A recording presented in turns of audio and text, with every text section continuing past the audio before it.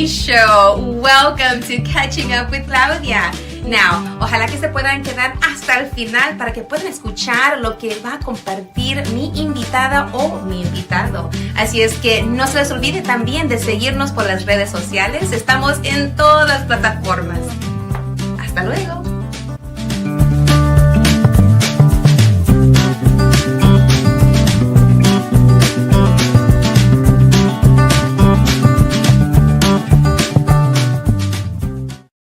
Hola, ¿cómo están todos? Hi, this is Claudia, la super comadre Claudia of RadioCrystalUSA.com. Welcome back. We have another show for you. And don't forget that you can watch it again. If you missed it, don't worry. It's on all of our social media platforms. We are on YouTube, Twitter, Facebook, Instagram, LinkedIn, you name it, we're on it. So if you missed it today, don't worry. You can always come back and watch it. All right, so I'm super excited to be here again today with you because on today's episode, we're coming back with two more candidates. If you had the chance to watch last week's show, we actually had a candidate come on and she spoke about her position. We had someone come on and talk about mental health and how you should be making sure you're taking care of yourself. And also we had an artist come on and talk about his art. So now we're here March the 3rd, I think. I'm not even too sure, but here we are. You know, the days always kind of mesh up together for me because I'm a mom and I got to take care of everything plus work. But I'm doing one of my favorite things, which is having this show, La Super Comadre Claudia show on Radio Crystal USA. And I just want to share that there's a disclaimer that the views expressed by myself, by the guest, are strictly their own and they do not reflect the radio show. So FYI. So welcome. Bienvenidos a todos que están aquí conectándose. So if you are new to my show, welcome. And I just want to share a little bit about myself. You know, you may not always agree with what you're hearing, or maybe we vote differently, or you know, and that's okay. But I'm opening up this platform so that we can be in each other's community. And if, you know, you might walk away with something new that you can add to your thoughts, to your world, and see maybe a different perspective. And that's what the show is about connecting. And you don't always might not always connect with everything I say or agree with, but that's okay. And if it's something that you don't really care for, you can always turn it off. But if you want to stick around, you never know what you might take away from myself or from the guests. So in order for us to do this, we do have some wonderful sponsors. We have some amazing sponsors that are always there supporting us and making sure that this show is going. And it's been going for now this is a 327th episode, and this is season 10. And some of the great sponsors that we have that are always supporting us are Chris Piñon Media Studios. He's always making sure that our photography is looking great, is on point. Anything you see that I put out there with my image, that's him. Go ahead and contact him. Make sure that he takes your pictures. Make sure that if you need some campaign pictures, he's the man for the job. And so another person that I would love to also say thanks to is Ilse Garcia with her Glam Boutique. She's always making sure that I got some amazing earrings on. And I'm just going to say that if you cannot see me, that's okay. If you're listening to me, I will describe the earrings that I have on. They actually say vote, and they're connected with today's show. So I have some earrings that do say vote, and they're red, white, and blue. And also another amazing sponsor that is always making sure that I am glammed up is by L. Grape Spencer's products, the Cookie Face Cosmetics. So if my lips are shining, it's because of her. If my eyelashes are longer than usual and they're fluffy and beautiful, it's because of her. So thank you, Cookie Face Cosmetics is one of my amazing sponsors. And a lot of you have been keeping up with me for many years because I've been on here for 10 years. So there was a time when I was not going through menopause. So my guests that are men right now that are waiting in the wings, you know, hey, welcome to my world. But one of the things we talk about sometimes is what women go through when they're going through menopause. And I have an amazing friend who created a line of products called Men Awake. Don't pause, awaken. So her products have helped me as I go through menopause.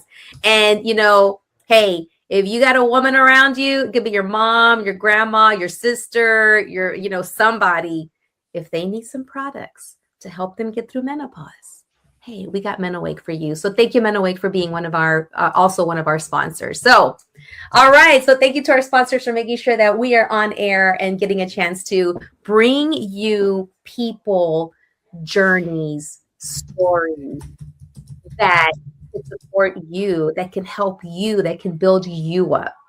So today we're going to have two candidates, and they are running for office. And I'm going to bring each one separately so they can come on and share who they are, what they're running for. And this is a place for you to get to know them.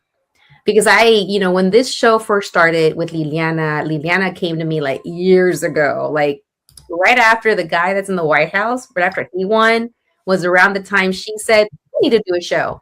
And one of my platform pillars was voting and, getting people connected to candidates, who is running and why are they running. And I would do it mostly in Spanish and then with a little bit of English. Now I do a little bit mostly in English with a little bit of Spanish. But either way, it was getting people connected and getting people connected to candidates. I've done everything from cafecito with the candidates, meaning coffee with the candidates. I've brought them on. I've gone to their locations where they're running for office, at their campaign headquarters. But now, ever since we've been through COVID, we've been doing a lot of StreamYard. So here we are.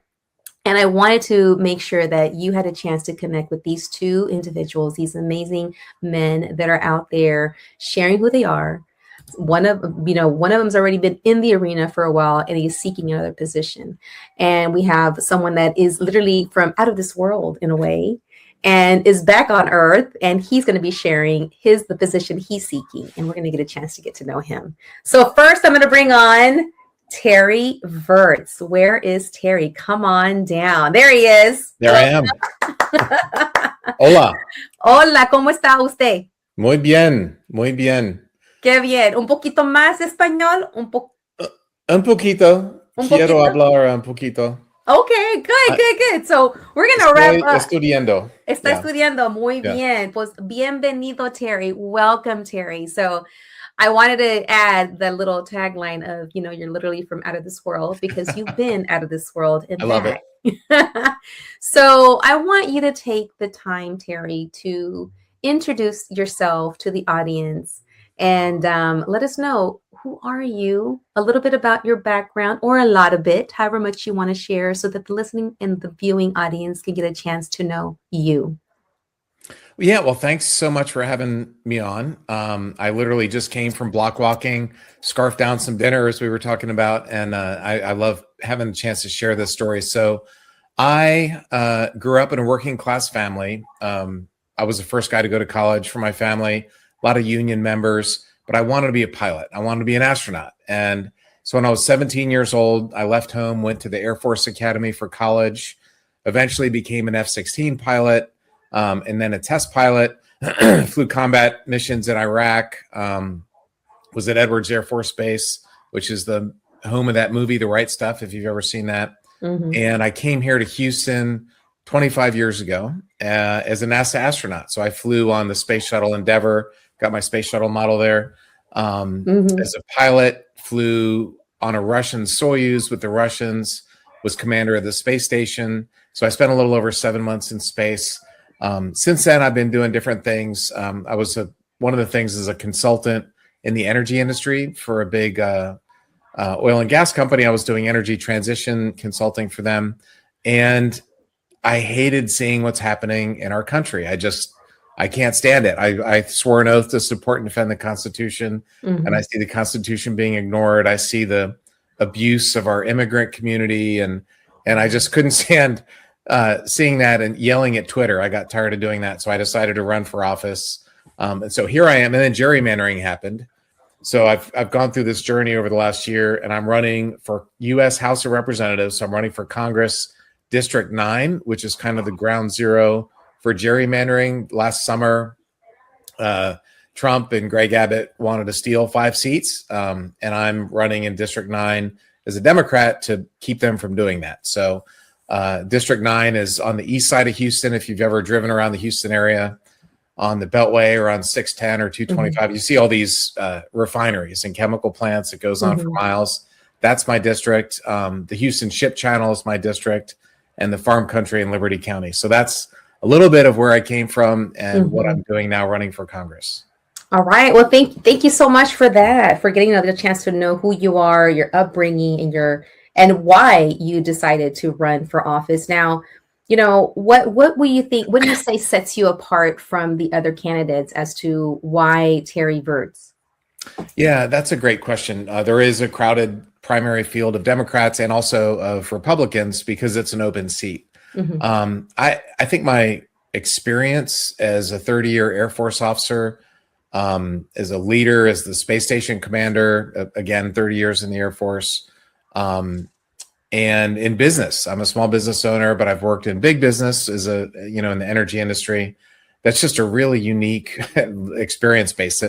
I'll be the only astronaut in the U.S. House of Representatives. I'll join my friend Mark Kelly, who's in the U.S. Senate. So I'll be able to tackle pretty complex problems. I've also spent a career working with different folks. I was in space with the Russians when they first bombed Ukraine. And unfortunately, as we're doing this, it's the 4th anniversary of this horrific war that's still going on, that could be ended if we put our minds to it. But I just have a unique set of experiences, and I have, it's a very diverse district, a lot of Latinos in the district. There's also, white population, African-American, Asian. It's a diverse district. I'm going to represent everybody in the district, with a strong mind towards the Latino population, because it is, majority Latino. So I just think I have a unique background, and I'm the most qualified guy for this seat, Republican or Democrat. No, thank you for that. And speaking of the Latino portion, and I will put myself in that because obviously I'm Latina, but seeing that many folks that look like me may not be documented, are afraid to go out. What are your plans to work on that or to figure that part out? Because from my line of work, I have clients that are afraid to leave their house, and we end up having to do session just like this. So what's that order? How's that business going to look like if you're the one that gets in there? This is an overwhelming priority for me. It drives my soul when I see what's going on. I've been block walking every night for this year. And one night, maybe a week ago in the East End, I was knocking on this in a heavily Hispanic neighborhood, talked to this maybe 75-year-old Latina lady, super sweet woman, American, been voting for decades. And she said, "Terry, I don't leave my house unless I need to. My own team, my team is a Hispanic team. There's an elderly gentleman on there. He's like, Terry, I carry my passport around." I was talking to a business owner 2 or 3 days ago who runs a roofing company. He can't get his employees because when they see these black SUVs, they don't know if they're going to get yanked, sent off to a gulag that's here and being built in Texas. So of course, these stories are everywhere. They're horrendous. The first thing I'm going to do is stop this from happening. Get ICE focused on criminals. If there's gangs, yes, go after those guys and stop terrorizing human beings, which is what they're doing. I'm going to get the masks off. We're going to get name tags on there. We're going to get the budget under control. We're going to refocus their mission. ICE as an organization needs to be repealed and replaced. No, Americans will never again have faith in ICE. That organization needs to be gone. And the mission of criminal enforcement needs to be moved. And at the much bigger problem, excuse me, is that Congress needs to do its job and have comprehensive immigration reform. 2 years ago in 2024, there was a bill that got worked out, very conservative. Democrats weren't happy because it was too conservative of a bill. It was going to staff up Border Patrol. It was going to do more judges for asylum. And Donald Trump called. I know this because a Republican senator told me in first person. He called them and said, don't vote for this bill because I want immigration to be an issue. The Republican Party is putting party and self above country. So Congress needs to do its job. We need to have comprehensive immigration reform. We need people building houses, and we need people doing work. Like there's more work than there are employees. So even if you don't care about the humanitarian side, which I do deeply, what Trump is doing now with ICE and all this disaster is bad for business. Yeah, I honestly don't recognize my state. Yeah. I was born and raised here in Houston. I'm 51, so I've been here all my life. Young woman, very young. Very, very young, yes. And I don't recognize my country. Yeah. I feel like the lady that you were interviewing, right? I actually for a while carried my passport. And so, it's real. And the economy part, I mean, I remember living here during a time when I think it was Bush 2 understood the connection with Mexico, with other countries, with the economy, with business. Like, and like you said, about that one Republican that said, we're going to make this an issue because it was, again, something, it was beyond, humanity and business. And it was beyond that. It was a plan that was in place and for what's going on right now. We're building gulags in Texas. Yeah. It was just reported. Yeah. The building of these places and the money that's being made by those companies that are having these detention concentration camps. Those companies that didn't exist a few months ago that are suddenly started by the friends and family of Tom Homan and Kristi Noem. And the corruption there, I'm going to investigate, is out of control. 40 people died in ICE custody last year. 40. Yeah. And where's this money coming from? We're borrowing it. It's coming from our kids and our grandkids' future is where it's coming from. How do we take what you just said in a way that people that continue voting against their interest understand that and take that? Because the other side has done a really great job with messaging. Yeah, they have been doing this since I was listening to 740 when my dad was taking.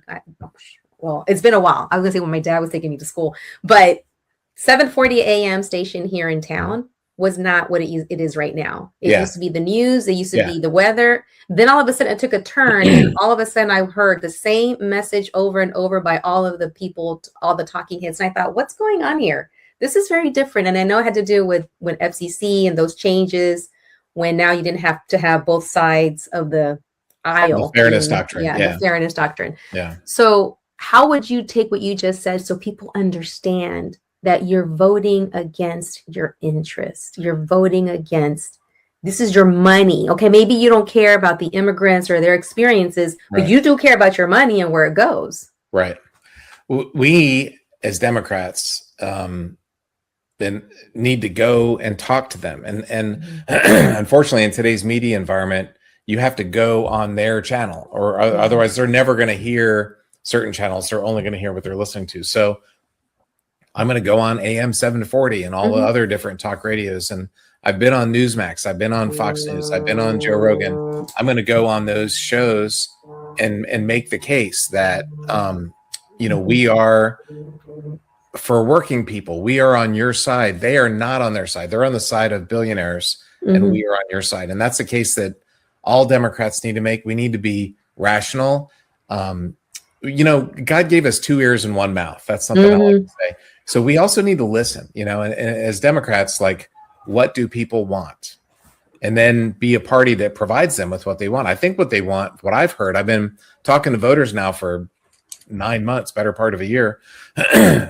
They want healthcare that doesn't bankrupt their families, which is based on these recent big, beautiful bill and all this stuff. They want housing that doesn't bankrupt their families. And they want hope without hatred. They want a hope for a future. Let America, the reason why my family came to America and why yours and anybody who's listening to this who's American, your family came here from somewhere at some point. Even Native Americans like thousands of years ago came over from Russia, right? So Mm-hmm. we're all immigrants at some point. People want hope and they don't want hatred. And God, there's so much of that nowadays. Yeah. The average person, there's not. If you go to the Mexican restaurant, you go to the mall, you go get on an airplane, people like get along, they're fine. But once you turn on the AM radio or Fox News or even like MSNBC or whatever, it's all of a sudden all this hate comes out. So let's have hope without hate.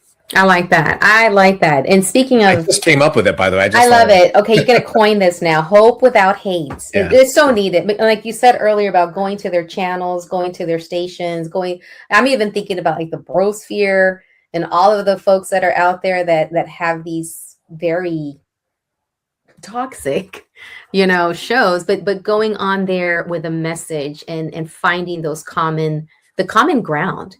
Because in the end, we all want our kids, our families to be safe and have health care and have the ability to afford, a house in the future.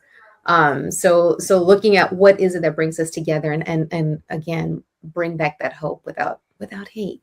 Mm-hmm. Now, I want to bring someone in who's a voter and a supporter of yours. Her name is Conchita Reyes. Let's see, bring her. Come on, Conchita. Let's see. There she is. Hello and welcome. Hello. Hello, hola, Terry. hola, ¿cómo estás? Hello, Claudia. ¿Cómo están? Muy bien. So let's keep Terry on here. So that could be for some reason my microphone is messing up here. Oh, can you hear us? Because we can hear you. You sound good. Okay. We can hear you. Claudia, I can't hear you. You can't hear me? I can hear Terry. But Terry, can you hear me? I can hear everybody. We can hear, but so Conchita can't hear us. She has I'll text her. Okay, how about you? I can hear Terry. Okay, as long as you can hear Terry, that's cool.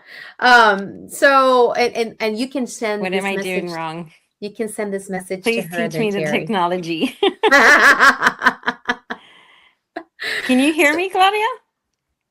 That is so weird. I can hear Terry, but I can't hear you. I bet you her microphone is set as her speaker, so I just texted her that's happened to me before. Microphone.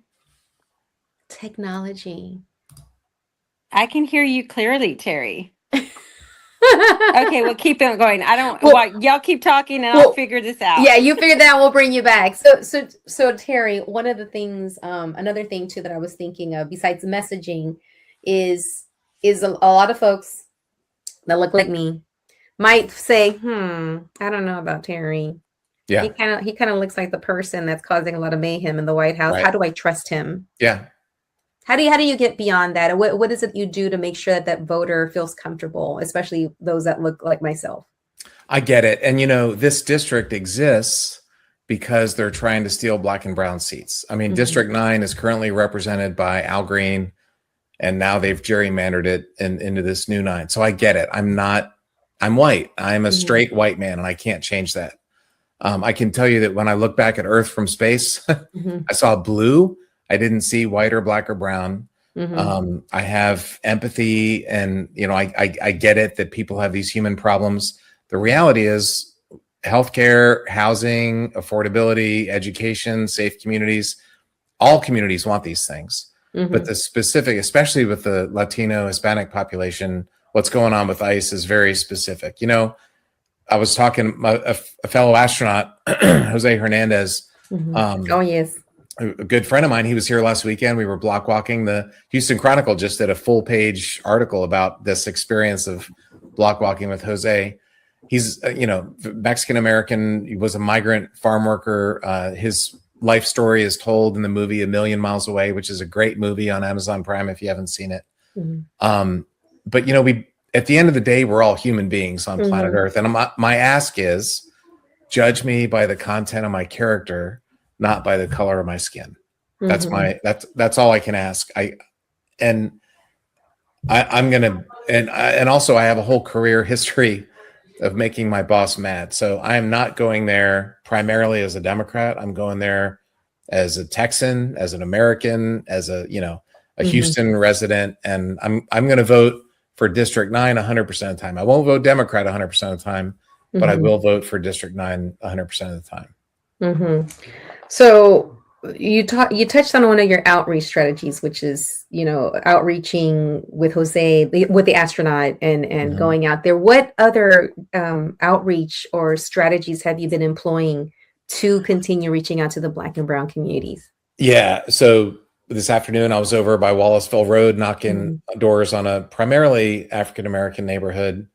So I'm basically knocking on doors every day for a few hours, making phone calls every day for hours. A lot of the folks are Latino, and I had a conversation in Spanish tonight on the phone. I had a conversation in Spanish with an elderly Latina lady, and it's not that great, but I can have a conversation. Yeah. I had one guy in the East End.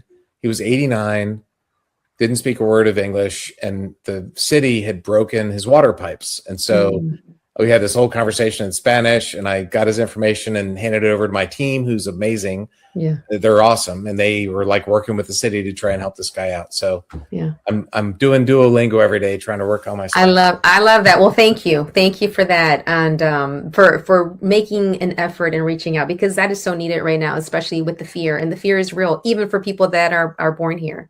Yeah. 100%. And yeah. So as we wrap up your portion, I want to open it up so that you can tell us in Espanol for the listening audience in Spanish, inviting them to vote for you and why.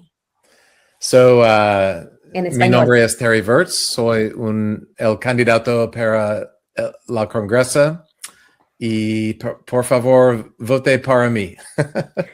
But the reason why to vote for me. So the Houston Chronicle just endorsed me, and they said if Democrats want to prevent Republicans from stealing the seat, they need to nominate Terry Virts as the candidate. They had a list of the best and worst Republicans and Democrats in the state of Texas. And I never thought I'd be glad to be in the same article next to Ken Paxton, but my name is right next to Ken Paxton. He's at the bottom of the worst Republicans, and I'm at the top of the best Democrats. And so I'm a guy, and in this district, the Republicans drew it to steal it. And if the Republican wins the seat, I hate to be so partisan, and who I am is not really a partisan guy, but in today's world, the parties, the Republicans have gone insane. If a Republican wins, it's just going to be a Trump rubber stamp. And Donald Trump has brought us these gulags. Donald Trump is lying about what ICE is doing. They're sending masked men out to take us off the street. So if we don't want that, I'm the best shot at winning this seat. And I'm also going to have the most experience and ability to get the most done once I get into office. So I'm asking for the privilege of representing 780,000-ish people here in the Eastern Houston area. Oh, thank you. And as we close, I always like to know how do you take care of yourself and protect your mental health and protect you as you do this work? Because that's another thing that we're going to contend once we get through this current administration.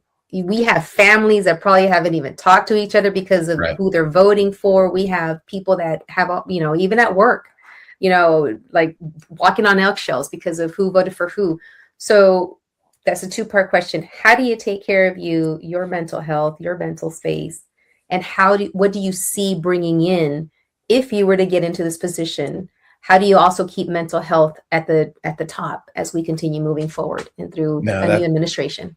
That's such a great question. And so for me, I have to disconnect occasionally.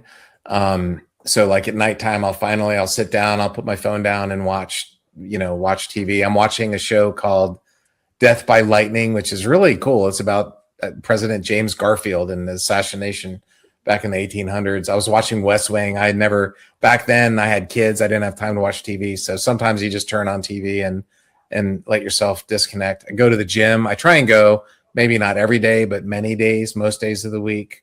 The good thing about block walking is I get my steps in because I'm walking around the neighborhood. So exercise and disconnecting, especially from devices, and also not obsessing. Also, like my aunt just had surgery, so I've been trying to help them out. A family member just passed away. And so you got to take time to, be with your family and stuff. So I think disconnecting and keeping exercise and keeping your physically, mentally, and spiritually exercise. I have a Tuesday morning men's Bible study. I was at at that this morning. So things like that are good. But if folks want to know more, terryvirch.com is my website. And they can check that out. There's lots of stuff and media interviews and that kind of stuff. But terryvirch.com is my website. All right. Well, thank you. And Conchita, can you hear me? Yes, I can. All I can hear right. you now. Ahora en Sorry about that. español, a little bit Ahora. en español para que la gente sepa de Terry, su Ajá. nombre y un poquito de por qué deberían votar por él. Pues te voy a decir por qué estoy votando para Terry, porque yo estoy en el nuevo distrito 9 y cuando la primera vez que conocí a Terry, explicó todo, por qué está corriendo y por qué es el candidato que va a poder pelear con los otros que están en el otro lado, los republicanos. Es muy inteligente persona, muy cariñoso en el sentido de él quiere ayudar a nuestra gente hispana. Él trata de hablar español para que la gente está cómodo de estar con él. Es algo muy diferente que hemos tenido de otros candidatos que no son latinos. Pero en este caso, no exactamente estamos buscando un latino para correr en este distrito. Estamos buscando un candidato que puede ganar en este distrito porque es muy importante. La razón es que estaba designed, diseñado para que un republicano gana. Pero en realidad es un distrito que puede ganar un demócrata. Un demócrata, sí. Sí, entonces para Terry el chance es muy alto.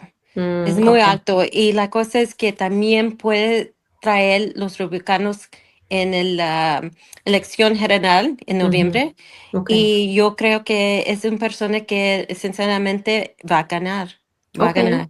Yeah. Okay. Y gracias, Conchita. You voy a ganar. Sí. There you You're go. making me blush, Conchita. I understood like 2/3 of that. Yeah. I don't know how do you say that. How do you say blush in Espanol? And it's one of the things, everyone knows that I really truly support Latinos running for office. But as the Democrat Party needs to get on the bandwagon that we have to put winnable candidates to beat Republicans, not necessarily to quite fit the criteria for us, but to fit the criteria to beat the Republicans. And bring some of those that are still in the Republican side that need support moving over, to the middle. Because a lot of them, we don't want them to not vote. We want them to vote for the right candidate to support our district. Absolutely. I mean, we saw what happened up in, what was it, Dallas? One of the areas that was flipped from red to blue that had been red for a long time. I forgot the gentleman that won. Who was it? In the Union? Yeah. Yeah. And I was listening to a story about the folks that voted for him. A lot of the folks that voted for him were people that were independent, that were Republican, that actually helped with flipping that area. So yeah, we got to strategize, and if that's a word, strategize. Was it strategize? One of those. Yeah. Strategery with George Bush's. Yeah. If I could say real quick, Claudia, Taylor is in a district. His state Senate District 9 is similar to my House District 9 in terms of a very significant Latino population. He's a candidate similar to me in that he's a union guy, but he was an Air Force veteran. And Trump won his district by 17 points a year ago, and Taylor just won it by 14. It was a 31-point swing. And some of the Latino precincts in Tarrant County and Fort Worth, some of the Latino precincts, so the smaller part, had more than a 50-point swing in a year. Like, that's unheard of. Yeah. And it's because of ICE. It's because of this terror that they're doing. And so there was another lady in Tennessee a few months ago, and she had, I think, a 13 or 14-point swing, but she was kind of like the very significant left of the Democratic Party. Something like she would have done well in San Francisco or Los Angeles. That's not the kind of candidate you run in a conservative Tennessee or Texas district. Taylor was. It's not that I'm conservative. I'm very pro working person. I want to level the playing field for working folks. That we're getting screwed by billionaires, but if you run, my point is, if you run the right kind of candidate like Taylor Remmett or Terry Virts, that was a 31 point swing, and I will win this district. And we just need to make sure that we do that. Yeah. Well, yeah, and we need to make sure we have people that go in there with the right mindset, their heart in the right place, and to fight for humanity at this point. At this point, yes, because if it's not them, it's us. They come after us. And anybody who thinks that those gulags are just for them, oh no. I got a bridge to sell you, some oceanfront property in Arizona, as George Strait said. So maybe some moon rocks. Yeah, I got some moon rocks too. Exactly. Well, thank you so much. I thank you so much for taking the time and being here and to share who you are, get people to know you, because I think for me, when I do this, it's like keeping it close, keeping it connected, keeping it like as if you're talking to someone across a kitchen table, because that's what people need to know. Down to earth, literally. Yeah, down to earth. Back on gravity. And he has both experience, space and earth. But, that's one of the things about Terry. I was watching him yesterday with Gilbert Garcia, and it was like everything Gilbert was bringing up, everything that the callers were bringing up, Terry could understand, relate, and even give some background to it. And that's the thing. He will be up there ready to work with policies and energy, environment, oil and gas, and in the Port of Houston, his mind is already working how we can sustain the money that's going out in the ports back into District 9. And that's what we need. We need somebody that's willing to be in the forefront, ready to work, ready to get their hands dirty, and making sure that District 9 is protected. All right. Well, thank you.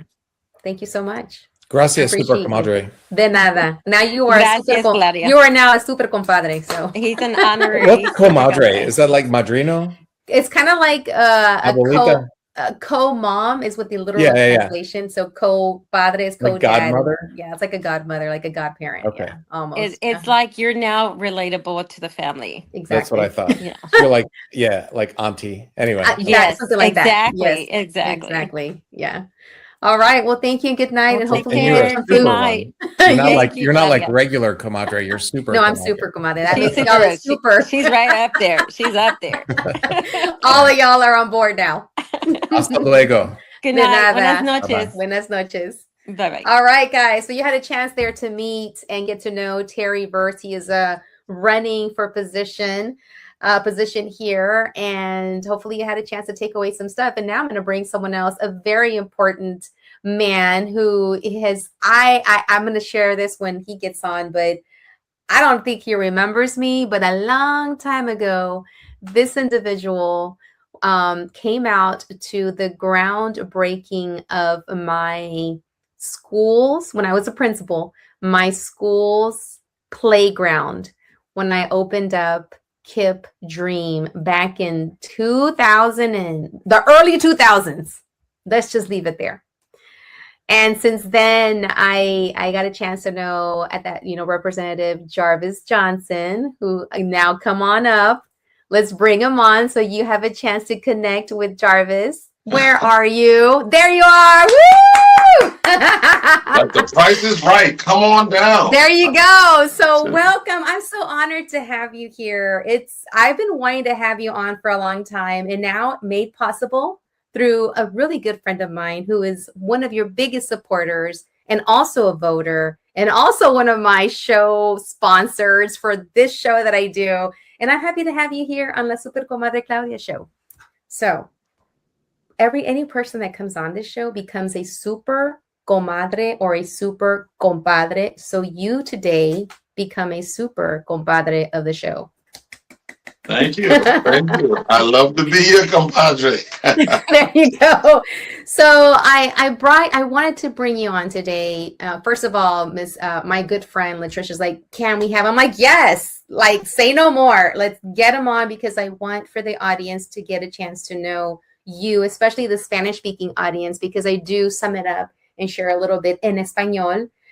So that way they get a chance to connect with you and get to know you. And I want to say that many years ago, when I was a wee little principal of an elementary school, I had the groundbreaking of a playground that you had something to do with.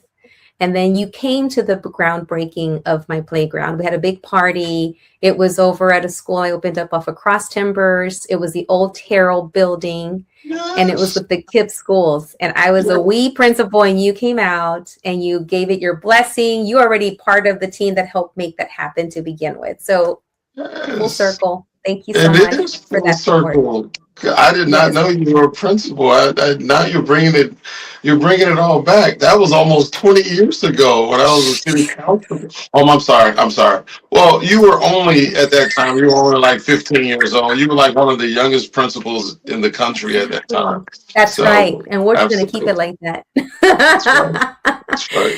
So tell us about the position you have now, the positions you've had in the past, so people get a chance to know what you've been doing and the work you've been putting in, and why continue to have you now step into another position. So tell us a little bit about you and your journey. I will. Thank you so much. And thank you for your platform. I think it's so very important. In politics, you don't often have an opportunity of being given a platform to talk extensively about what we're doing. And because everybody is trying to learn everything about you within 60 seconds. When we do debates, and when we do different things, everybody's like, you got 60 seconds to tell us everything about you. And that's so very hard. So thank you so much for your platform. And certainly Mrs. Spencer, what a wonderful lady she is, a wonderful businesswoman, what a wonderful mother, what a wonderful wife she is, and just an overall, and I say this in love, what a wonderful diva, just beautiful, just doing all of the work that she's doing and doing. So thank you so much. Um, in terms of who I am, I cut my teeth in politics as a young boy. I tell this story, and if it gets back to my mother, I'm gonna blame you guys. But I was a drug baby growing up. I attribute that to my mother, because my mother drugged me everywhere I did not want to go. She drugged me to Mickey Leland's meetings. She drugged me to church.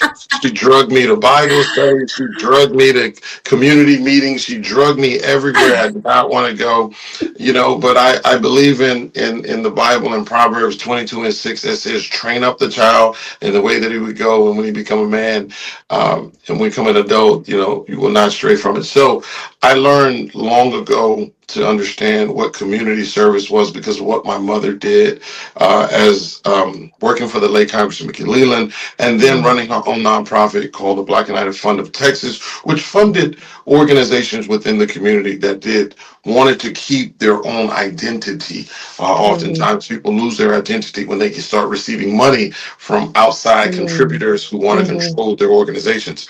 I started running my own nonprofit when I was 21 years of age. I was a senior at Texas Southern University, and it's an organization called Phoenix Outreach Youth Center, and doing what we would consider to be phenomenal work, creating individual curriculums for children to ensure that they were being on the grade level that they were supposed to, and then from there creating opportunities for the parents, because we realized you couldn't reach the children without reaching the parents, and so we wanted to make sure that our parents were taken care of. Unfortunately, fortunately, we were blessed because the Houston Rockets had heard about the work that I was doing, the work that my team was doing, and they called me one day and said, we want to support your organization. And they built a brand new building in Fifth Ward, Frenchtown, Texas. And it was a great opportunity, and we built this wonderful 4,000 square foot facility, which had computer labs and classrooms and community buildings. It was phenomenal. But then there was a rumor that got out that said that I was running for office, which I wasn't. And so the Houston Fire Department came in and red tagged my building. Now, my building was in the middle of a drug-infested community, prostitution, gangs, just a number of things that were going on. We were the only safe haven around. And I went to City Hall, and I brought all the children, the parents, and a lot of community people. We filled up the chamber. And we talked about what we were doing, and everyone in the chamber was like, oh my God, you're doing such good work. And they all patted me on my head and said, pat, pat, pat, next. And I realized then that's not what you do. That when the people need help, you're supposed to respond to the people. And I ended up running for office. And because I said, no, we're going to have people who respond. We're going to have leaders that respond to the people. And so I ended up running Yeah. for office, and I won. And so as a city council member, I wanted to make sure that my door was always open to the community. Mhm. And so from there, I did 3 terms. I was term limited out. But during that time, I enjoyed the opportunity of creating the largest CIP for District B to ensure that we had infrastructure in place. Our parks, our libraries were all being funded properly. And then we built what I would believe to be one of the most phenomenal things that happened in Fifth Ward, building the Deluxe Theater. So that Mhm. Texas Southern University Yeah. and the city of Houston were able to partner, and Texas Southern had an extension in which they were able to build a theater arts within the Fifth Ward community, which gave Texas Southern and Fifth Ward an opportunity of partnering. And I love that program. I love the opportunity that Yes. it created. But then from there, I left from politics and I Mm. started my own restaurant. And it was a Okay. restaurant that was already in place. It was called Phoenix. Okay. It was called Aunt B's, and Aunt Aunt B's in Bees. the Okay. in the North Line community. And I bought that business because I wanted to create an opportunity for our young people to have Mhm. jobs, to give them their first opportunity at work, Yeah. and then create a second chance for many of our individuals that were coming out of jail that oftentimes were not given an opportunity to have meaningful employment. Employment. Yeah. So I did that for a number of years, and then the calling for me to run for state rep for District 139 had come because Sylvester Turner had run for mayor and won, and so that left that seat open, and I ended up running for Mhm. state rep and won that seat. And so I was in that seat for 8 years, and I think we were very successful in the work that we were doing because we were able to bring back over $2.1 billion to the district, Mm. and we dealt everything from infrastructure, housing, education, and business to ensure that our schools were taken care of, to ensure that our infrastructure was in place, and certainly to build better housing, and then to encourage more business in our community. Because I always say, when you have businesses in your community, that creates jobs. And when you have jobs, that creates an Mhm. opportunity for young people to have meaningful employment. And if young people have meaningful employment, that means they're less likely to be involved in criminal activity. Mm. And so that's kind Mm. of where, kind of what my thought and theory has always been. And so Yeah. now Yeah. there's the opportunity, because as your previous guest had pointed out, is that the Republicans redrew Mhm. lines because they wanted more seats for themselves. Because when the Republicans can't win, because they know the They body of people change. are not going to Yep. vote for them, Change the I always rules. say, that's right. When Republicans can't win, they cheat. And so they redrew lines. Yeah. And they started combining some of the seats to take away representation from communities like the one Mhm. that I live in, and I've lived in for the last 47 years. And so I saw an opportunity, because when they redrew the lines to take the old 29th district, which was mostly to the east, Mhm. and then they moved it all the way to the north, um, part of Houston, and they Mhm. took away the 18th congressional district. And so now the district is now everything north of 610 between 59, 45, and 290. As a city council member and a state representative, I've represented over 90% of that district.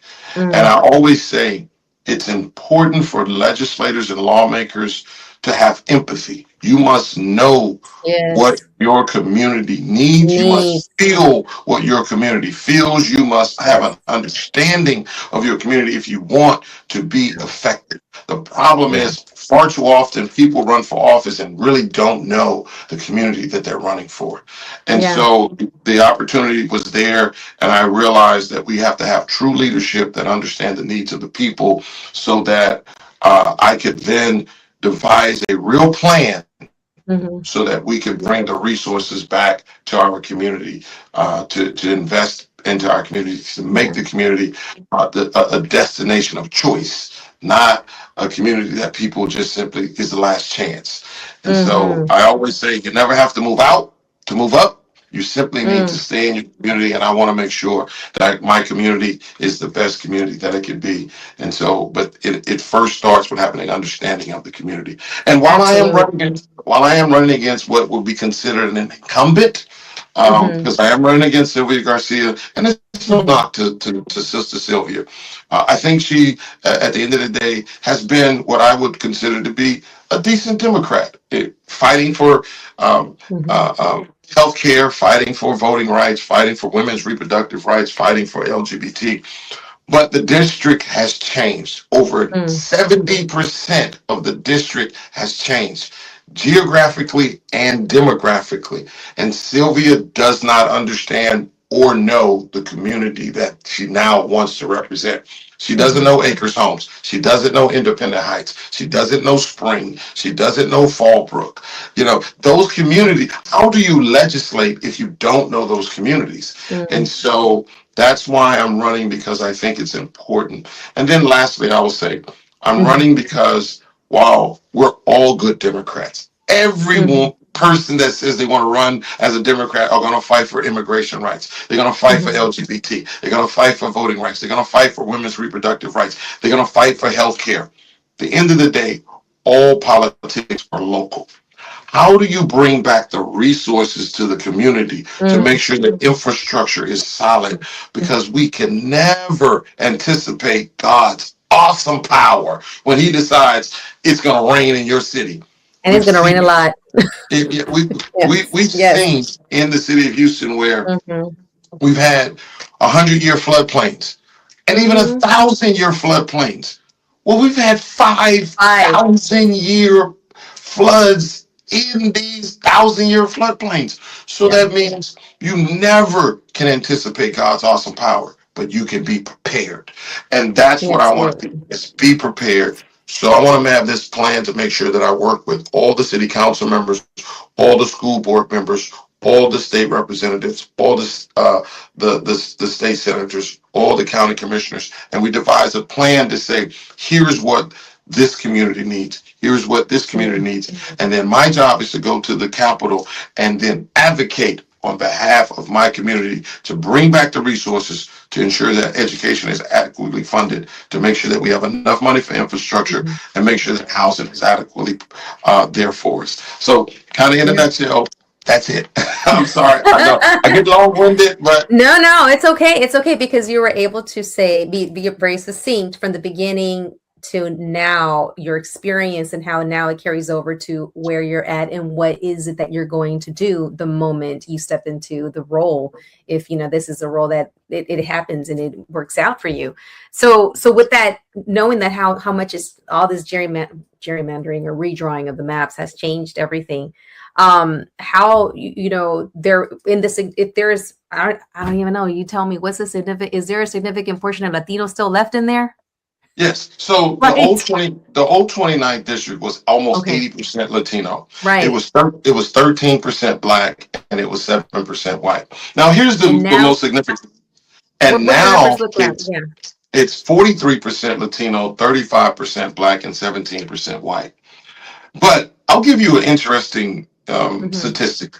In the old 29th, which happened to be the lowest voting district in the entire state, it was the third lowest voting district in the entire country.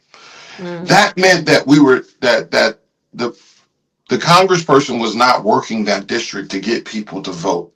You have to make sure that people feel a part of the process. You have to make sure that people feel that their voices count. Because if you don't talk to the people, then they're gonna be like, what's the point? And you know how people are. Everybody says, what's the point of voting? Because it's not gonna matter. Which is what my next question is, knowing that you still have 43%, and even within my own family, I have to be like, come on, y'all need to go vote.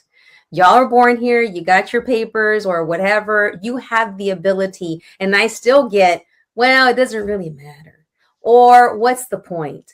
I don't like to get involved in politics. I'm like, everything. The water you're drinking out of your cup is political, because you want to make sure it's clean. The street you're driving to get to work, you don't want to lose the tire or an axle in a pothole. So everything is political, from the food you give to your kids. And so I try to. So I want to hear, like, what are your plans, or what have your plans been to outreach, especially now you have like 43, 35, 17, to get historically, folks that don't typically vote, make them feel comfortable to vote, that their vote does matter and not be afraid, because now we're hearing stories or being reported of potentially ICE coming out and walking about the voting places just to make people feel uncomfortable. What's the first thing you look for? What's the first thing you look for when you look at your yearbook in high school? What was the very first thing you look for? We mean like right now, or when you got your yearbook from high school? When you were in high school, your own you picture. look for your own picture. Yeah. You look for your own picture. Every person that is within the Congressional District 29 needs to see themselves in the picture. The fact that I happen to be a Black man does not mean that I'm not going to legislate on behalf of the Latino community, because I'll give you a statistic. As a city council member, my city council district was 46% Latino. As a state representative, my district was 45% Latino.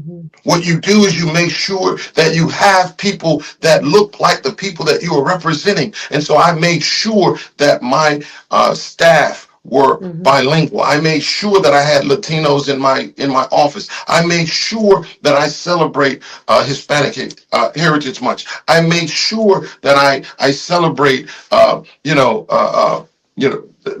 any of the holidays that are and I lose train of thought when I was what is the I'll come back to Hispanic Heritage Month. No, Hispanic Heritage Month, but the Asian community too. Yes. The Chinese New Year. You always want to make sure that you want to make sure that you're celebrating everyone, because everybody needs to feel like they're a part of the picture and not be afraid. They need to know that the representative that they voted for will protect them. They need to know that I will fight for them and that I'm not going to discount them simply because of the color of my skin, or because my hair texture may be different, or because my culture may be a little different. Because at the end of the day, we're all God's children. We all bleed the same way. We all, when the rain falls on you, it falls on me. When your trash ain't picked up, my trash ain't picked up. It's all a part of a big system by which we have to be together. And so I go back to the point. I want to make sure that everyone sees their picture in the yearbook, so that they feel like they are a part of the process, to ensure when they go out to vote that they know that their vote does count, because the person that they vote for will answer the call. I will show up at your civic club meetings. And I will say this, even for my Republican colleagues, even for my Republican residents, I show up at the C Club. We may not see eye to eye, but you are not going to say I didn't show up to listen, to hear, so that we can have an understanding. The problem in this country today is that we don't talk. It has become so partisan that we don't talk to one another, and we've drawn this line. Well, I don't believe in that line. I believe that we're still all God's people. Now, I do know that sometimes Republicans lose their mind because they got a dictator, that is a president that wants to be a dictator, and they listen to him to a fault when they know he's telling a lie, when he tells them that tariffs are not going to hurt, when he tells the Latino community, vote for me, I'm going to take care of you. And then he turns around and invests $180 billion into ICE to build concentration camps, to then harass people of color that simply he wants to do. And let me be clear about something. Donald Trump is not deporting anyone based on the numbers of people that he says he's doing. This is all for show. Barack Obama, during his tenure, deported 4 million illegal, undocumented people. 4 million. But you know what you didn't see? You didn't see people being rousted. You didn't see people being feared for their life. He simply did his job, and he only had $7 billion in ICE. ICE has been around. ICE has been forever. Around. Yeah. And then you look at Joe Biden, he deported 3.2. Donald Trump has $180 billion, and he's only deported 400,000 people. This is all for show. He's conditioning and controlling us with the mind of intimidation. That's what he's doing. And so he's not really, he's just simply trying to intimidate a community, to try to condition us to listen to him because we're fearing him. And then I'll say this. He says he's going after the bad actors. Give you a statistic. 14% of the people that he has deported and detained, 14% have had a criminal record. 14%. But he says he's doing this for safety of Americans. Only 14%. Barack Obama, 68% of all the people that he deported had a criminal record. Joe Biden, 61% of all of those individuals had a criminal record. They did the job. Donald Trump is using verbiage, he's using rhetoric, and he's using fear as a tactic to his base. So his base goes, yeah, we're getting rid of them. They're not winning. They're not winning. They're still getting money taken out, being, they're still losing, but they think that they're winning. And this is how, my next question, how do we repair from that? Hopefully, I'm praying that we get people out to vote for the next presidential election, that we have this wave, that we have people of sound mind and true hearts and keep humanity at the center. How do we repair or come from that, from those that are far gone and they're believing the stuff that they're hearing? Is that a possibility? What do we do? Of course it is. Of course it is. And I think the only way you do is I'm being very serious. You have to get rid of Republicans out of office who simply are speaking the company line. They don't believe. They're just speaking the rhetoric. They don't believe half the things that they say. Think about Donald Trump's cabinet. Think about Donald Trump's Vice President, J.D. Vance, who called Donald Trump a Nazi. Think about Marco Rubio, who said Donald Trump is a liar. Think about Ted Cruz, who said Donald Trump is unfit for office. Think about Fox News, who constantly said this person is not fit to be the president of the United States. And yet then he became the president, and now they're all cowering to him. They're all following suit. Those individuals are the individuals we got to get rid of. You're not going to spit in my face and call it rain. You're not going to sit here and see the things that you're saying, and then we're supposed to go, you're doing what's in the best interest of us. Donald Trump's first tenure, his first term, you saw he put people in place that held him accountable. And then after he realized he can control them, he called them low IQ. He called them horrible individuals. He called them all of these bad names. His second term, he went and found loyalists. He found his loyalists. Yep. His FBI agent is the dumbest individual I've ever seen in my life. RFK, who happens to be over HHS. Oh my God. How this guy is so, he literally said nuts. He snorted cocaine off of a toilet seat. This man I don't understand how you would, what line? There have been so many lines where I thought, okay, this is it. And it's like, you lost me. He lost me when he came down the escalator and said Mexico, or said some various form of Mexico sends her worse. Once I heard that, I'm like, oh, we're out. There was nothing else you could say. And I'm like, I keep waiting for the people to wake up and say, okay, this is it. Okay, no, not this. Okay, maybe this. Not that either. Okay, you know what? We're just gone. Which is why I ask you, is there a way to come from there? And like you said, you got to move the people out. They got to be voted out and have some not his loyalist anymore. You can't. And to my Latino brothers and sisters, I will say this. Yes. We have to build a better coalition so that we understand one another. We have to stop this us against them, because I will say this. And while I have gotten a lot of calls and a lot of hate from a lot of my Latino brothers and sisters that happen to be elected officials, I'll say this. I called Sylvia Garcia before I decided to run. And and my thought was, let's talk. How can we build this coalition? Yeah. And I reached out to her. She didn't return my call. I then reached out to all of her colleagues. I reached out to her compadres and I said, hey, Mm-hmm. tell Sylvia to call me because I don't want to run against her. I Mm-hmm. want to allow her to run. And then we build this Black Brown coalition and she passes the baton. Mm-hmm. I never got a return call. I Mm-hmm. never, and so at the end of the day, I'll say this as a congressperson, as I'm helping to build infrastructure, when you go look into Acres Homes now, when you look into Independent Heights now, when you look into Fallbrook now, when you look into Humble now, when you look into some of the, we all live together. Mm-hmm. We all live in Absolutely. the same communities. Yeah. Fifth Yeah. Ward and Acres Homes. I mean, my It's right Latino there. brothers and sisters are strong, It's right right? there. How do we come together and have an understanding? We may have some sort of a language barrier, but when it rains on you, it rains on me. When it I will floods, it make sure floods. I take care of you the Absolutely. same way because God ain't gonna say, I'm only gonna rain on the Latinos. I'm only gonna rain on Mm-hmm. the blacks. I'm only gonna Mm-hmm. rain on the white. No, no, no, no. That's Yeah. not what's gonna happen. They're gonna rain on our community, and we all, when the boat comes, we all better get in that boat. We Everybody. all better understand. If we're going to beat this tide, if we're going to beat this wave, we Mm-hmm. all better be rowing in the same way. You can't row Together. this way and I'm rowing this way. That ain't going to work. Absolutely. We're going to Absolutely. perish. We'll perish because Yeah. we didn't understand how to work together.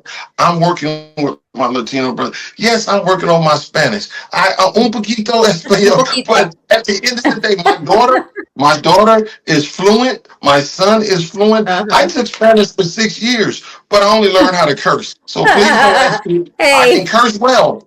I can curse you can well. defend yourself. That's all. Hey, as long I as you can do can that. curse well. But it's always shocking to my brothers and sisters when I ask them. Uh-huh. I said, when I was in high school, what was my favorite sport? And they all look at me because I'm 6'3", and they all look at me and they go, basketball. I was like, Uh-huh. nah. And they go, oh, well, football. I was like, nah. It was like, baseball? I was like, nah. No. I played soccer from the So, time I was in the okay. 6th grade to the time I was in college. I played Mm-hmm. soccer. I was a Yeah. goalie. I love soccer. I traveled all around the world playing soccer. Yes. And it blows people's mind because I'm 50. And, people be like, wait, Yeah. huh? What? What? What? A black I man would playing have said the soccer? same thing. Yeah, yeah, yeah, yeah. I would have said the So same thing. we just need to erase we need to erase the stereotypes and Yes. understand No, we we do. all We live do. We do. together.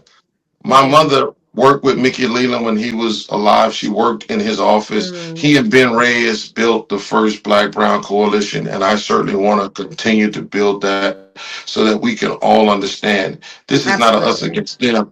This is not us against you. This is a It's us. a we. It's a It's us. a You're right. we. It's a Absolutely. we. Yes, we, all of us. All of Because us. if we ever came together, we would understand that we have Absolutely. power to make the change, Together. to beat Together. back the Republicans that Mm-hmm. take away our families, that have Yep. taken away our businesses, that have taken away our land, that have, just Mm-hmm. All of it. All of the above. So we got to close it up now. But before we close, I'm going to bring I'm on sorry I've Miss been talking Spencer. so much. I apologize. No, people got a chance to know you, and that's what this is about. So let's bring on Miss Grace Spencer. Yes. Savannah, so we're gonna, because I know we have some other folks that are waiting to record, but I wanted to just bring you on because right Yes. here we're talking about, she's got two young ones, I got two young kids, two young girls, and as moms and as business women and as community leaders and all of the above, I want to say that I have been doing my part to teach my girls. Today I actually posted a picture of them with John Lewis. May he rest in peace. And their dad, who works with the Maryland Democrats, they went and they had a chance to meet him right before he passed away. And to me, it was always super important, even for their dad, that they understood how what our roots are as Latinas, ex-Mexican, are important in this land, but also how connected we are with other folks like the Black community, the civil rights movement, that there's a reason why they and my parents and my grandparents had a chance to do the things they were able to do in this country, because there were people that picked up the baton and got hit by batons and then made coalitions later with like Cesar Chavez and Dolores Huerta and what have you to move forward, because we need to teach this to our kids. We need to make sure that's in our history books. And unfortunately, it's not, that's part of our history is being taken out of schools, but this is what it's history. And I always, and when I posted today, and you saw that, you know, Latricia, I put Black history is U.S. history. And we need to remember that, you know, Indigenous people's history is U.S. history. You know, the Asian, you know, experience, their history is U.S. history. And we need to always go back to these roots that we are intertwined, that even folks, you know, the white community too, like, hey, you got more in common with me than you do with that billionaire. Yeah, that's right. That's what they're missing. Is he don't care about you. He don't care about you. He's using you, but he doesn't really care about you, because he's making all his money off of his nephew, his son-in-law up in another part of the country, setting up over there, and I guess in Gaza now they're going to open up penthouses. So what job are you getting out of that deal? Are you getting recruited to go work on those penthouses and all the beautiful storefront property that they're going to put up? Are you part of that deal? No, you're over here still trying to put your dollars together to be able to feed your kids. Yeah. You have no health care, but you didn't get recruited to go build and be part of that world that you're not a part of. So that's why I think it's super important. Can I say this? And I'm going to be quiet, I promise you. It's just so much. When you talk about the relationship, when people don't understand, when Santa Anna came to Texas and defeated, you know, the Alamo and all of those, they don't understand. And I always say this, when they want to discount the number of slaves that fought at the Alamo, they only talk about those, you know, them 13 days and the you know, all the white guys. But I was like, so, you know, 90% of the white guys that fought were slave owners. You telling me that they didn't bring their slaves? Okay, well, but when Santa Anna defeated them, what happened was all of the black folk all the slaves that lived, it was like, hey, come on with us. You good. You can go down to Mexico. Exactly. Or you can go wherever you're going to go. All of those slaves went down to Mexico. The relationship it's a lot more deeper. It goes deep, but nobody wants to talk about that relationship. And we need to. And we need to. Because when you go down there, sometimes you be like, wait a minute, they darker than me. How you get darker? That ain't my chance now. When I saw that picture today, I think I told you. I can't hear her. I know you probably can, but I can't hear her. I can hear her. Okay. Okay, well, I'll just let you. I'm a lip read. I said, print that picture out, because that is history. Yes. And Jarvis is the type of person. I saw a picture of him with Mickey Leland. It was a black and white picture. And when I saw that picture, it inspired me to make sure that my boys followed in his footsteps. Oh. And so ever since then, Jarvis has bite. He has passion. He has gumption. And we need that right now. We don't need anybody who's, I don't know what I'm good. We need him. Clarity him to go out there and fight for us. We need somebody to fight for us, and he is the one to make it happen. I know he can see me, and I know he can hear me. I know he can see me. She said, you're the man. You're the one. We need someone that's going to be able to go up there and fight, and that she also makes sure that her children, you know, saw, like the way you saw Mickey Leland, you follow suit, that her kids are also seeing and doing the same. So again, and my girls and your kids are going to grow up knowing how intertwined their roots are and how we need to fight and work for everyone. I don't care what color you are, what language you speak, or if you just got here or you are from here, that it's humanity that we need to put back in the middle of everything. All right, guys, so we got to wrap it up, but thank you so much.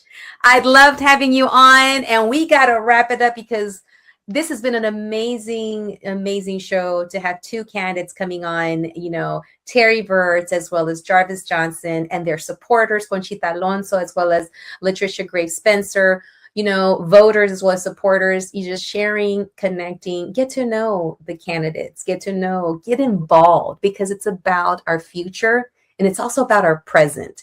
So, hasta la otra, voten, por favor. No se les olvide que hay que votar en estas elecciones y su voz cuenta. Así es que no dejen de votar en estas elecciones que están ocurriendo ahorita.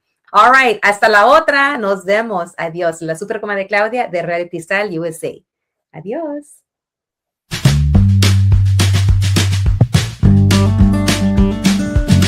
Gracias por haber estado aquí en el show Catching Up with Claudia. ¿Tan tan? ¿Ya terminamos? Ok, bye.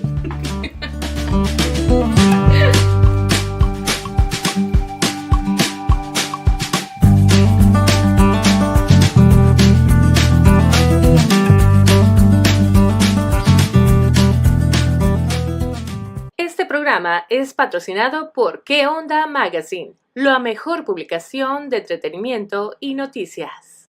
En TXI te ayudamos a comprar, vender o rentar casa. Llama al 713-999-5420 para más informes. ¿Quieres tener tu propio programa de radio y no sabes cómo comenzar?